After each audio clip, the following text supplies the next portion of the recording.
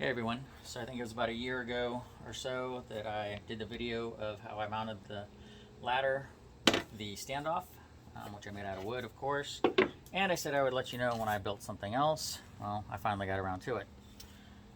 What I ended up doing here is I ended up using PVC 3/4 inch, and then if you go into the water department they'll have 90s, so that way you can have a quick 90 instead of having the, if you do electrical it's going to be a big 90, it won't work. So you got to use the electrical 90s. But anyway, it works the same thing as the other standoff. You can see. That's perfectly fine. I weigh 230 pounds. And instead of pulling it back, because right here what happened is this would try to tweak up. So as I stand on it, instead of it tweaking up, the PVC here is actually keeping it from tweaking. So if you can see in the camera,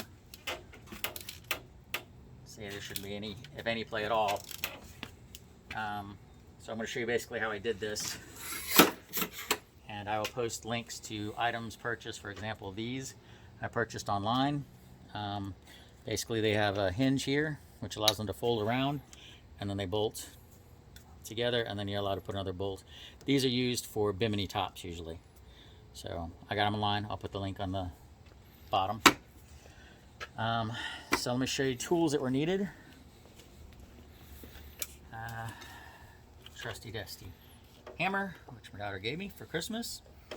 You're gonna need a saw, some way to cut your PVC, because if you look here there's an angle, so of course I need to kind of scrape that off.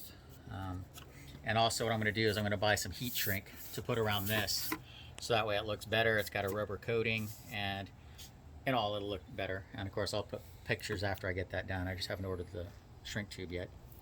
So back to tools. Saw. Gonna need some drill bits, different sizes. The more the better. The hammer, of course, a regular screwdriver, a drill with a screwdriver tip. I use channel locks, so that way I can get the 90s off if I need to.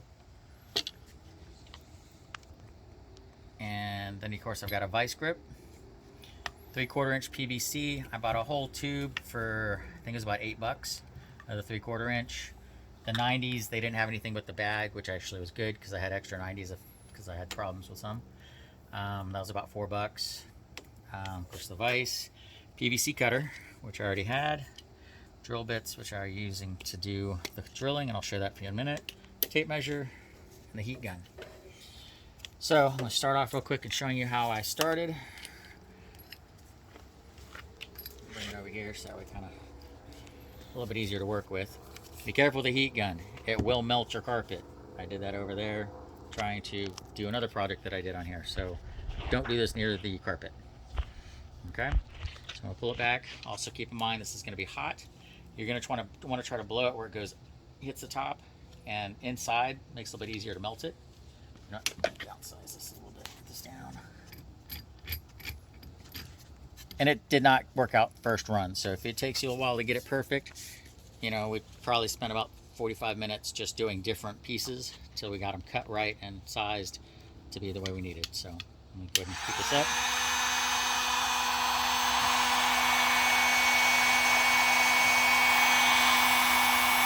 Depending on your heat gun, it's usually ready to go in about a minute.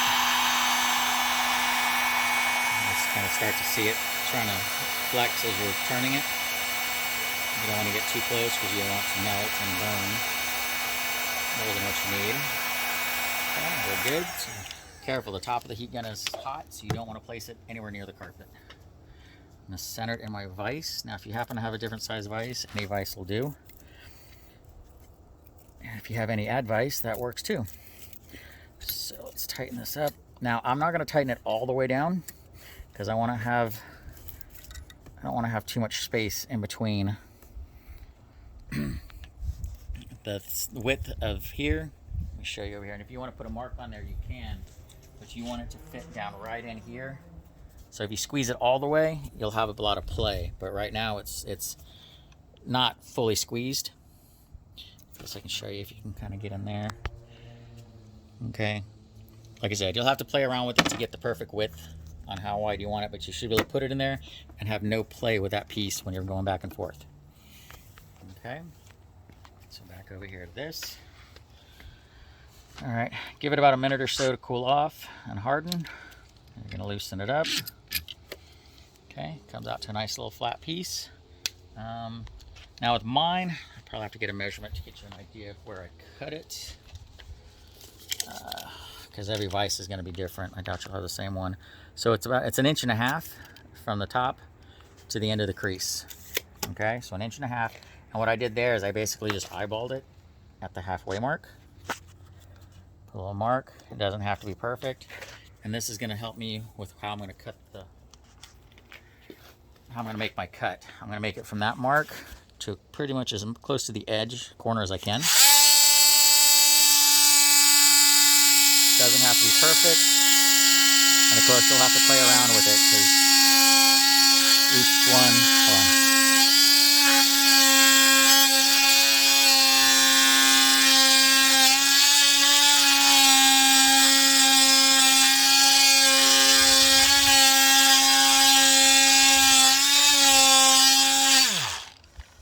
Start on this side now. Okay. It's basically like that, and then try to ream it off. Like I said, I'm going to take mine off again once I get my heat shrink tubing. So when I do that, I'm going to kind of shine this up, probably paint the bottom piece here black because that's the color of the rest of the tubing, so it'll look nice. And of course I'll ream that out, maybe sand it down, make it a nice edge. So, but pretty much that's it. And then what we did is I'm going to actually take this off real quick.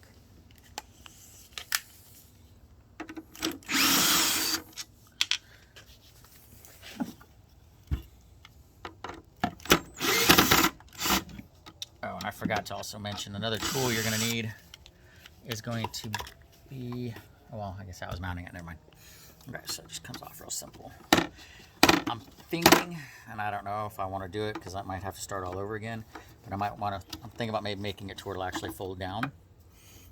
To do that, I would have to edge these perfectly, but I think I like it the way it is because I know it's solid. If I end up altering it, I may end up having to start all over from scratch and do it again, but that's really that piece there. So at this point, you want to bring it down, try to center where your hole is going to be on your center of your pipe here. Okay, so what I did here, and then I got the screwdriver, Phillips head screwdriver, and I punched a mark at the top. Okay, it's not centered in the hole, it's in the top of the hole. Okay, you can see that? So when I drill the hole, switch over to the drill, and you want to have the exact size drill bit as your bolt. And what I mean by that is actually tiny bit smaller, honestly. I think it was, I don't think it's the XC. It's a tiny bit smaller, I'm sorry. And I'm not going to say what size bolt because yours may be different, whichever unit you buy. So you just got to make sure you get a drill bit that's a little bit smaller. And of course, I'm going to drill this out. Try to do your best to keep it straight. Make sure to ream it out. Try to get all those little pieces of plastic out of there.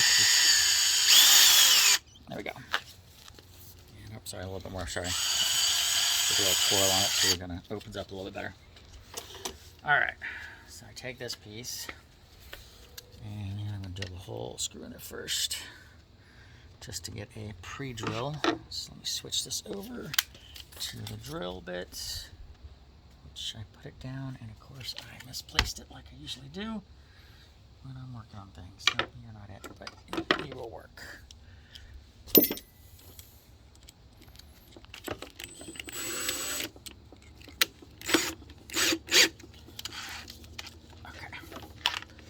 So I'm just going to pre-drill this in.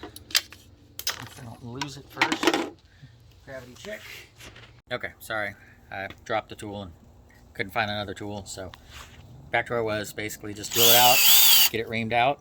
Okay, you can try to get the hole to be about the same size as the bolt, okay, which is here. Now what I did here also is kind of get it threaded a little bit, and then I'm actually going to screw it in just so that way it's pre-threaded and reamed out, because otherwise you're going to have a little bit difficult time getting it in through the bracket. Okay, so there we go, and then I just undo it. Probably should have done this with a drill. Matter of fact, yeah, let's do that. So I'm going to switch this over to the drill bit, from the drill bit to the screw driver. Okay, so remove that. Okay, earlier I dropped the screw, so that's why I'm starting over. And then we accidentally hit the pause. Okay, so now I'm going to line it up, get it in there, kind of get it started. Tighten it through, which is basically the same thing that you saw on that other piece.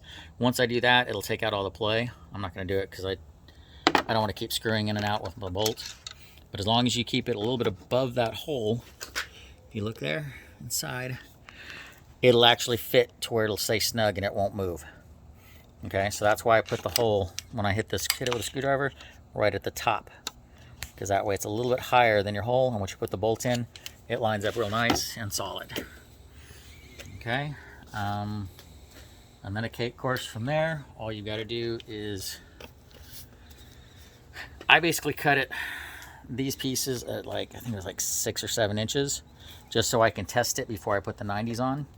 And then once I had it the way I liked it, I put the crossbar, whatever measurement you're going to need from the side to side, and then make sure you put these in first, hammer them in real good, and then put the top piece, the crossbar, down onto it, because otherwise if it's bolted on, you won't be able to get it to fit. But like I'm explaining here, I finished these. This piece here was longer. This piece here was longer. I got them both to the same length so I could test it to make sure it would work. Once I got the length, I measured with a measuring tape from here to there, make sure they both matched up and it would still work, and put the top crossbar on with the 290s, and that's it. Once again, I'm going to put some heat shrink on it so it'll look a lot better. But yeah, I think that, and of course I'm going to file this down and probably curve it off, get my sander, just make it a little bit smoother, paint it black so that way there's nothing white sticking out. Anyway, that should be it. Let me put this back together once again and give you another example. But yeah, it took me a year to think of everything.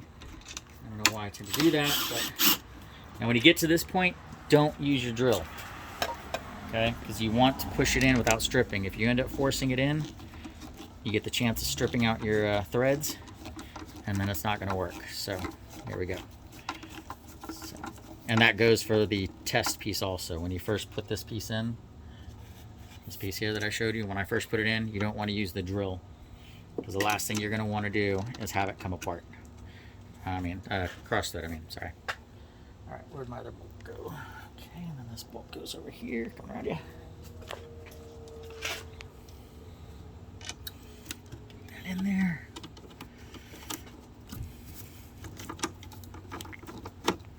Okay, let's see if I can get you to line up. There we go. Oh, yeah, there we go. That's why it's not. Get in there.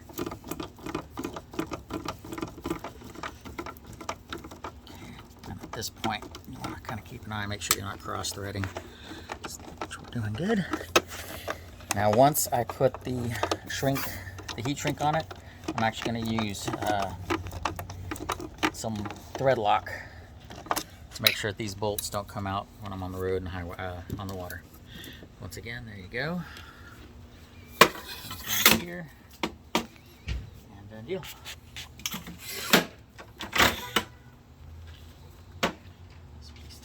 Here, keep it down, and I just strap it over like that. Anyway, any questions, leave them in the comments. Thanks for watching. Hope you liked it.